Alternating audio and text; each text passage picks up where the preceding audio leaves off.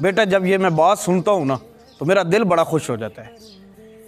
ایک بندہ کہتا ہے کہ میرا والد ہمیشہ اکثر مجھے کہا کرتا تھا کہ مرد اپنی عورت سے محبت کرتا ہے جبکہ عورت اپنے بچوں سے محبت کرتی ہے، کیونکہ اس کے اندر ممتا ہوتی ہے، ماں ہوتی ہے۔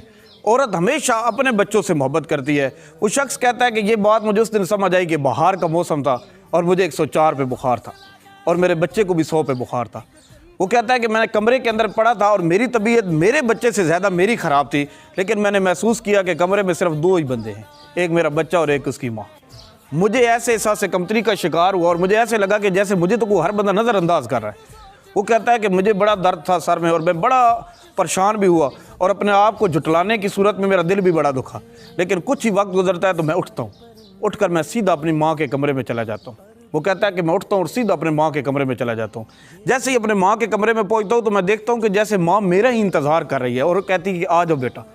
کہتا ہے کہ میں نے ماں کے گود کے اندر سر رکھا اور سر رکھنے کے بعد انہوں نے میرا سر دبانا شروع کر دیا، اور جیسے ہی سر دبایا اور تھوڑی ہی باتیں کرنے کے بعد کہ مجھے پتہ ہی نہیں چلا کہ میں جب سو گیا۔ وہ کہتا ہے کہ میں جیسے ہی صبح اٹھتا ہوں تو میں بڑا بھلا چنگا ہوتا ہوں، میں بڑا خوش ہوتا ہوں۔ اس کے بعد تو میں نے معمول بنا لیا کہ سب سے پہلے اپنی والدہ کے کمرے میں جاتا تھا، وہاں ان سے باتیں کرتا تھا اور جب فریش ہو جاتا تھا تو وہاں اٹھ کے پھر کوئی اور کام کرتا تھا۔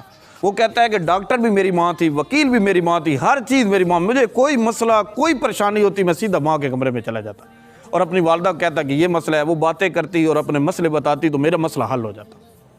وہ کہتا ہے کہ ایسے معاملات چلتے گئے۔ میری تھوڑی طبیعت خراب ہوتی، میں ماں کے پاس جاتا تھا تو وہاں آرڈر چلنا شروع ہو جاتے تھے، یخنی لے آؤ، کوئی یہ جوس لے آؤ، کوئی یہ چیز لے آؤ، وہ چیز لے آؤ، اور میں وہیں پر ٹھیک ٹھاک ہو جاتا۔ وہ کہتا ہے کہ ایک دسمبر کی رات تھی، نومبر دسمبر تھی، سردی تھی بڑی سخت، میری تھوڑی سی طبیعت گڑبڑ تھی۔ میں نے کہا کہ میں جاتا ہوں والدہ کے کمرے میں۔ جیسے ہی گیا تو وہاں تو سارا نظام ہی الٹا ہوا پڑا تھا۔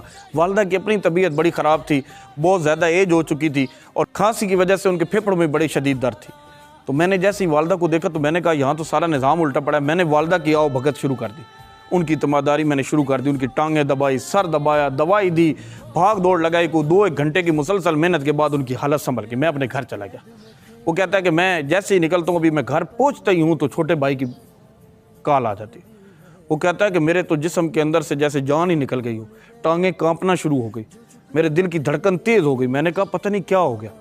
تو میں نے جیسے ہی کال اٹھائی تو میں نے کہا کہ ہاں کیا ہوا، ماں کی طبیعت ٹھیک ہے؟ انہوں نے کہا ماں بالکل ٹھیک ہے، ابھی آنکھ کھلی ہے تو پوچھ رہا ہے میرا لال آیا تھا، اب کدھر ہے، کدھر چلا گیا؟ وہ کہتا ہے میرا دل خوش ہو گیا۔ میں نے کہا کہ کیا یہ ماں کی محبت ایسے اولاد کے ساتھ ہے؟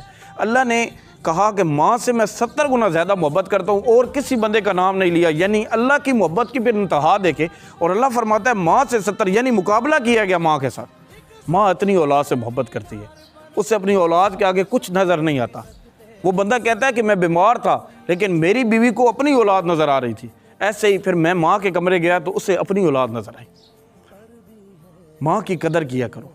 ماں ایک بہت ہی خوبصورت رشتہ ہے، ماں اتنا پیارا رشتہ ہے کہ آپ کی سوچ ہے۔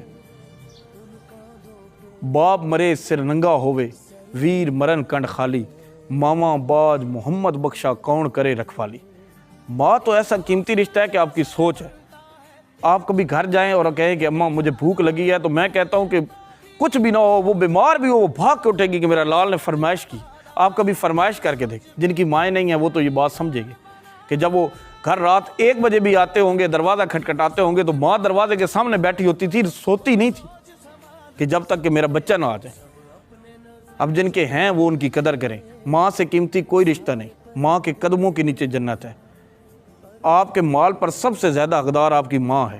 جب تو پیدا ہوا کتنا مجبور تھا، یہ جہاں تیری سوچوں سے بھی دور تھا، ہاتھ پاؤں بھی تیرے اپنے نہ تھے، تجھ کو چلنا سکھایا تھا ماں نے تیری، تجھ کو دل میں بسایا تھا ماں نے تیری، ماں کے سائے میں پروان چڑھنے لگا، دھیرے دھیرے تیرا قد بھی بڑھنے لگا، وقت کے ساتھ تو کٹرل جواں ہو گیا، تجھ پہ سارا جہاں مہرباں ہو گیا، زور بازو تو بات کرنے لگا، خود ہی سجنے لگا، خود سنورنے لگا، ایک دن ایک حسینہ تجھے بھا گئی، بن کے دلہن وہ تیرے گھر آ گئی، فرض اپنوں سے تو دور ہونے لگا، نفرتوں کے بیج خود ہی بونے لگا۔ میں کہتا ہوں کہ کبھی بھی نفرت کے بیج نہ بوئیں، بلکہ ماں باپ کی قدر کریں۔ ہمیشہ ایک بات یاد رکھیے گا کہ شادی سے پہلے یا شادی کے بعد کبھی والدین سے جدا مت ہوں، پتہ نہیں وہ کل ہوں یا نہ ہوں۔ یہ بھول گئے تھے جو چکتے تھے۔